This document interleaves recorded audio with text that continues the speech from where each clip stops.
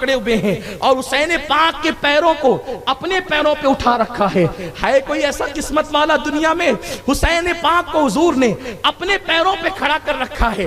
آپ عام طور پہ بچوں کو اس طرح کھڑا کرتے ہیں نا کہ اپنے پیروں پہ بچہ ہوتا ہے، یہ تو اللہ اکبر ملانے کے لیے نہیں، صرف سمجھانے کے لیے حضور نے اپنے پیروں پر کون سے پیر ہیں جس کے بارے میں قرآن کہے لا اقسم بہذا البلد، اللہ اکبر، ان پیروں پہ حضور نے حسین کو کھڑا کر رکھا ہے اور مولا حسین کے ہاتھ اپنے ہاتھوں میں پکڑ رکھے ہیں۔ مولا حسین کا ہاتھ کس کے ہاتھ میں ہے؟ جسے قرآن ید اللہ کہتا ہے، ان ہاتھوں میں ہے، اور وہ جسم اطہر جو جنت سے افضل ہے، وہ جسم اطہر جو عرش سے افضل ہے، رسول پاک صلی اللہ علیہ وسلم اٹھا رہے ہیں، کہتے حسین اوپر چڑھو اور اوپر چڑھو اور اوپر چڑھو اور اوپر چڑھو۔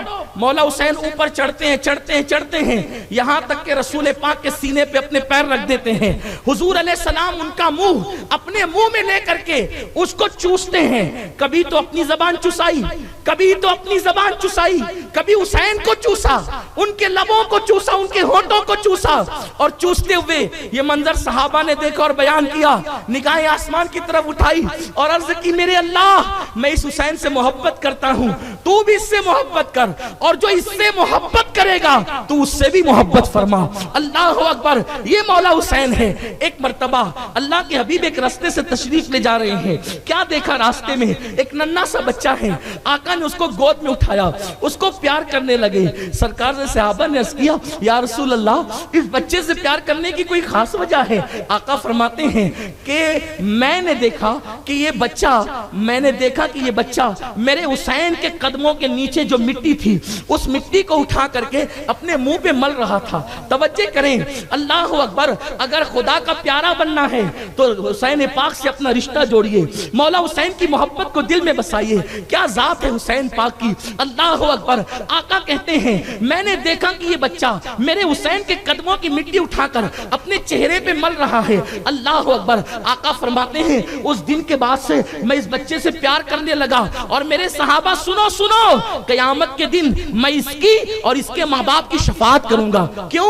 اس لیے کہ اس بچے کو حسین سے جو پیار ہو گیا ہے، قیامت میں اگر اپنے ماں باپ کو بخشوانا چاہتے ہو اور قیامت میں رسول پاک کی شفاعت چاہتے ہو، دیکھو وہ چھوٹا بچہ اس نے کیا کیا ہے، مولا حسین کے قدموں کی مٹی اٹھا کر اپنے چہرے پہ ملی ہے، سرکار نے اس کو شفاعت کی بشارت دی ہے۔ مولا حسین کا بچپنا ہے، عمر 3 سال کی ہے، تیسرا سال ہے عمر شریف کا۔ ایک مرتبہ ایسا ہوا کہ اللہ کے حبیب مصطفیٰ کریم صلی اللہ علیہ وسلم کے دربار میں جبریل امین حاضر ہوئے۔ جبریل امین جب کبھی انسانی شکل میں آتے تو حضرت دہیہ کلبی کی شکل میں آتے، اکثر روایات میں یہی آیا ہے، دہیہ کلبی کی شکل میں آتے۔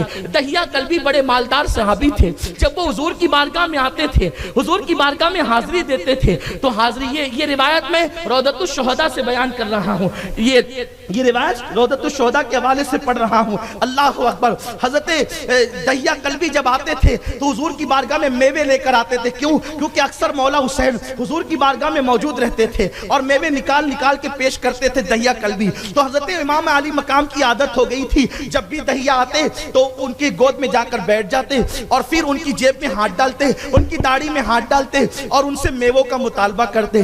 ایک دن ایسا ہوا کہ جبریل امین علیہ السلام دہیہ کی شکل میں آ گئے۔ حضرت امام علی مقام نے سوچا کہ دہیہ آ گئے ہیں اور چھلانگ لگا کر ان کی گود میں جا بیٹھے۔ خدا کی قسم، لوگ کہتے ہیں اللہ اکبر، حسین کیا ہے؟ حسین جبریل کی گود میں بیٹھنے والے جائے کا نام ہے، شہزادے کا نام ہے، اللہ اکبر۔ فرشتہ اگر گھر میں آ جائے تو کئی دنوں تک کے کوہرام اور غم مچے ہوتے ہیں، اس لیے کہ فرشتہ آ گیا ہے، اللہ اکبر۔ اگر انسان فرشتے کو دیکھ لے آنکھیں کھلی کے کھلی رہتی ہے، بند نہیں ہوتی، لیکن خدا کی قسم یہاں جبریل کی گود میں حسین بیٹھتے ہیں، لوگ کہاں کھڑا کرتے ہیں یزید کو؟ مجھے تو بڑی گھن آتی ہے جب لوگ تقابل کرتے ہیں کہ یزید یہ تھا اور حسین یہ تھے۔ میں کہتے ہیں بندے، اللہ اکبر، انسان کا تقابل ہوتا ہے، بلکہ انسان اور انسان میں بھی تقابل نہیں ہوتا ہے، انسان بھی دیکھے جاتے ہیں۔ یار تم کیسے تقابل کرتے ہو؟ تمہاری طبیعت کیسے مانتی ہے تقابل کرنے میں؟ مجھے تو غریب نواز کی وہ غیرت یاد آتی ہے۔ غریب نواز نے 4 مصرے جو ان کی طرف منسوب ہے، شاہ است حسین حسین، بادشاہ است حسین، دین است حسین، دی بنا است حسین، سرداد نداد دست در دست یزید، حقاں کی بنائے لا الہ الا است حسین، حسین شاہ ہے، حسین بادشاہ ہے، حسین دین کی پناہ ہے، سر دے دیا مگر نہ دیا اپنا ہاتھ یزید کے ہاتھ میں، حقاں کی بنا لا الہ الا اللہ کی بنیاد حسین ہے۔ لیکن میں غریب نواز کی غیرت کو سلام کرتا ہوں، یہ 4 مصرے ان کی طرف منسوب ہیں۔ اللہ اکبر، جن 3 مصروں میں میرے خواجہ نے حسین کا ذکر کیا اس میں یزید کا تذکرہ نہیں کیا، اور جس مصرے میں یزید کا نام لیا اس میں حسین کا نام نہیں لیا۔ اہل عشق کی غیرت یہ ہوا کرتی، اہل عشق کی غیرت یہ ہوا کرتی ہے کہ کل جب کوئی یہ 4 مصرے لکھے گا تو کہیں حسین اور یزید کا نام برابر نہ جائے۔ ارے نام برابر لکھوانا میرے خواجہ کو گوارا نہیں ہے تو ذات کو برابر کرنا۔ سبحان اللہ، سبحان اللہ، سبحان اللہ، نعرہ تکبیر، نعرہ رسالت، نعرہ حیدری، عظمت امام حسین، ذکر تاجدار کربلا۔ سبحان اللہ، یوں کہا کرتے ہیں سنی داستان اہل بیت، سرکار امام علی مقام نے داڑھی میں ہاتھ ڈالی سرکار علیہ السلام نے کہ یہ تو جبریل ہے، کہا ادھر آؤ حسین ادھر آؤ۔ جبریل امین نے اس کی حضور رہنے دیجئے، رہنے دیجئے سرکار، رہنے دیجئے، یہ حسین وہ ہے جب یہ روتا ہے نا اور اس کی امی چکی چلاتی ہے تو اللہ مجھ سے کہتا ہے جبریل جا، حسین رو رہا ہے، فاطمہ چکی چلا رہی ہے، تو جا کر فاطمہ کی چکی چلا۔ اگر یہ بات غلط ہے تو اس کا ذمہ دار صاحب روضۃ الشہداء کا مصنف ہے، میں نہیں ہے، لیکن میرا ایمان ہے کہ یہ بات غلط نہیں ہے۔ جبریل کہتے ہیں یا رسول اللہ، جب حسین روتے ہیں تو اللہ مجھے فاطمہ کی چکی چلانے بھیجتا ہے۔ حسین روتے ہیں جھولے میں، جب فاطمہ عبادت کرتی ہے تو اللہ مجھ سے کہتا ہے جبریل جا حسین کا جھولا جھولا۔ آپ بتائیں نا یہ حسین ہے؟ بتاؤں تم کو کیا حسین ہے؟ بتاؤں تم کو کیا حسین ہے؟ حسین کیا ہے، میں کیا بیان کروں؟ اچھے اچھوں سے حسین بیان نہ ہو سکا، حسین مجھ سے بیان ہوگا؟ میری اوقات کیا، میری زبان کیا؟ خدا کی قسم حسین پاک کی شان یہ۔ اور جبریل امین نے کہا حضور جب میں جھولا دیتا ہوں تو اللہ نے مجھے ایک لوری سکھائی ہے، میں وہ لوری بھی پڑھتا ہوں، جس کو لوریاں جبریل دیتا ہے وہ حسین ہے۔ کہا وہ لوری یہ ہے کہ جنت میں ایک نہر ہے دودھ کی، بلکہ وہ دودھ سے زیادہ سفید ہے، برف سے زیادہ ٹھنڈی ہے، شہد سے زیادہ میٹھی ہے، اور وہ نہر صرف حسن کے لیے ہے، حسین کے لیے ہے، علی کے لیے ہے، فاطمہ کے لیے ہے، اور ان کے فاطمہ کے بابا محمد الرسول اللہ کے لیے۔ یہ لوریاں دے کر میں حسین کو سلاتا ہوں۔ حسین یہ 3 سال ہے، حسین پاک کی عمر 3 سال، لیکن مولا حسین کی زندگی آگے بڑھی۔ مولا حسین 7 سال کے ہوئے، 7 سال 7 ماہ کے، تو سب سے پہلا غم حسین پاک کو دیکھنے کو یہ ملا کہ ان کے نانا کا وصال ہو گیا، سید العالمین کا وصال ہو گیا۔ اس کے بعد سے ماں کو ہمیشہ روتے ہوئے دیکھا۔ یہ بڑا سا عنوان ہے کہ مولا حسین پہ کیا گزری، کیونکہ آقا کریم صلی اللہ علیہ وسلم ان دونوں شہزادوں کو اپنے ساتھ ہی رکھا کرتے تھے۔ ایک روایت آپ بہت کثرت سے سنتے ہیں، اس کو میں اشارتاً پڑھ دیتا ہوں۔ حسین کیا ہے، میرا مولا حسین کیا ہے؟ اللہ اکبر۔ ایک زانوں پر رسول اللہ اپنے بیٹے ابراہیم کو لے کے بیٹھے، اور ایک پر مولا حسین کو۔ جبریل امین آئے، عرض کی یا رسول اللہ آپ دونوں سے پیار کرتے ہیں، توجہ کریں، دونوں سے پیار کرتے ہیں۔ اللہ تبارک و تعالیٰ یہ چاہتا ہے کہ دونوں آپ کے پاس نہ رہیں، آپ کسی ایک کو اللہ کی بارگاہ میں بھیج دیں اور ایک کو اپنے پاس رکھیں۔ سرکار نے فرمایا کہ جبریل اگر ابراہیم دنیا سے جاتے ہیں صرف مجھے تکلیف ہوگی، اور حسین جاتے ہیں تو فاطمہ کو تکلیف ہوگی اور مجھے ہوگی، اس لیے ابراہیم کو اللہ سے کہیں لے لے اور حسین کو میرے پاس رکھیں۔ اس کے بعد جب بھی حضور مولا حسین سے ملتے تو کہتے حسین وہ ہیں جس پر میں نے اپنا بیٹا قربان کر دیا، حسین وہ ہے جس پہ نبی اپنا، اگر ہم قربان ہو تو کمال کیا ہے، ہم قربان ہو تو کمال کیا ہے، رسول پاک نے اپنا بیٹا قربان کیا، وہ حسین ہے۔ مولا حسین کی شان یہ ہے۔ پہلا غم رسول پاک کا وصال، 6 مہینے کے بعد امی کا وصال، اور امی کا وصال تو بڑا دردناک ہے۔ سیدہ فاطمہ الزہرا کی زندگی کی آخری شب ہے ظاہری۔ سیدہ فاطمہ الزہرا امام حسن کو نہلاتی، امام حسین کو نہلاتی، اور اس شب جلدی جلدی سے روٹیاں بناتی، کھانا تیار کرتی ہے. آج بہت تیزی کے ساتھ کام ہو رہا ہے. مولا نے پوچھا فاطمہ آج جلدی جلدی سارے کام ہو رہے ہیں، بات کیا ہے؟ عرض کی کہ زندگی کی آخری رات ہے، زندگی کی آخری رات ہے اور کھانا اس لیے بنا رہی ہوں حسین کو اپنے ہاتھوں سے کھلا دوں. کیوں؟ کیونکہ جب میرا بیٹا کربلا میں حسین 3 دن کا بھوکا پیاسا ہوگا تو حسین کو ماں کے ہاتھوں کی یہ لقمے یاد ہوں گے تاکہ حسین اپنے ضمیر کا سودا نہ کر سکے، حسین استقامت کا پہاڑ بن کر کے ڈٹا رہے. اس لیے آج میں نے حسین کو اپنے ہاتھ سے کھلانا ہے. اور پھر جو وصیتیں نصیحتیں بھی ایک طویل داستان ہے. اس کے بعد ماں کے وصال کے بعد پھر دن گزرتے گئے. 40 ہجری میں بابا کی شہادت ہو گئی مولا کائنات کی. اور مولا کائنات کی زندگی کے جو ایام تھے وہ بہت زیادہ تکلیف کے تھے، بہت زیادہ جو ہے وہ مشکلوں کے تھے. اس لیے کہ جنگ پر جنگ، اختلاف پر اختلاف، بہت ساری چیزیں، اس کا تذکرہ یہاں بھی نہیں ہو سکتا. اس لیے کہ اس کی ایک بات کے لیے پھر بہت لمبی چوڑی دلیلیں مجھے پڑھنی پڑے گی. تو پھر وہ جنگوں کے ماحول، جنگ کے معاملات، اللہ اکبر. اور اس میں ہم اس سلسلے کے اندر کوئی بات کسی صحابی کے خلاف نہیں کہتے، ہم خاموش رہتے ہیں، سکوت کرتے ہیں. حضرت مولا کائنات کی شہادت کے بعد صرف اتنا بتا دوں حسین کتنے غموں سے گزرے ہیں، کس قدر پر مصیبت مولا حسین کی زندگی رہی ہے کہ بعض مورخین نے یہاں تک لکھا کہ جب مولا کائنات کی شہادت ہوئی تو خارجیوں نے کوفہ میں اتنا طوفان بدتمیزی بپا کیا اپنے طاقت کے زور پہ کہ کوفے والوں کو اپنے گھر بند کرنے پڑے. اور ہمارے علماء نے یہ بات بیان کی ہے، سنی علماء نے، کہ مولا کائنات کے جنازے میں گنڈا گردی کی وجہ سے کسی کو شامل تک ہونے نہیں دیا گیا. اسی لیے ہمارے مستند علماء کہتے ہیں کہ مولا کائنات کی نماز جنازہ میں صرف 3 آدمی تھے، ایک امام حسن، ایک امام حسین اور ایک امام حسین کے غلام. یہ 3 لوگوں نے جنازہ پڑھی ہے مولا کائنات کی. مولا کائنات کے شہادت کے موقع پر اتنا ہنگامہ بپا کیا ہے کہ مولا کائنات کا جنازہ اٹھا ہے تو رات کی تاریکی میں اٹھا ہے. مولا کائنات نے وصیت کی تھی کہ فلاں جنگل میں لے جانا اور وہاں پر ایک پتھر دکھے گا، وہ پتھر ہٹانا. وہ پتھر جب ہٹائیں گے تو اس کے نیچے قبر ملے گی، مجھے اس میں سپرد لحد کر دینا اور پھر قبر برابر کر دینا. یعنی قبر بنانے کی بھی اجازت نہیں تھی. خوف یہ تھا کہ اگر قبر بنا دی جائے گی تو کہیں خارجی حضرت مولا کائنات کے جسم کے ساتھ بے حرمتی نہ کریں. یہ طوفان بدتمیزی بپا کیا گیا تھا. تاریخ کے اوراق آپ اس کی تحقیق کر سکتے، پڑھ سکتے ہیں. اور بھی لوگوں نے تحقیقیں کی ہے، میں اس کی مخالفت نہیں کرتا، سب کی تحقیق اپنی جگہ ہے.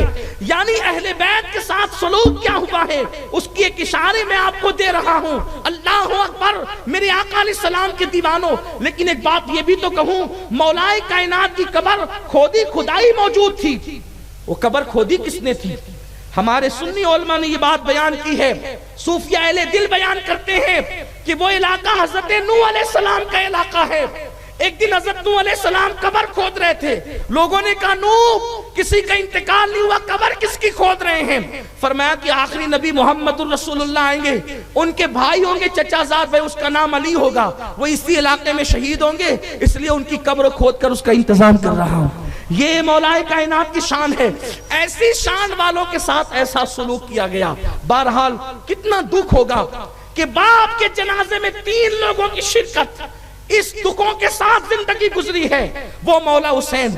اس کے بعد پھر 50 ہجری میں 10 ہی سال گزرے تھے، بھائی امام حسن پاک کی شہادت.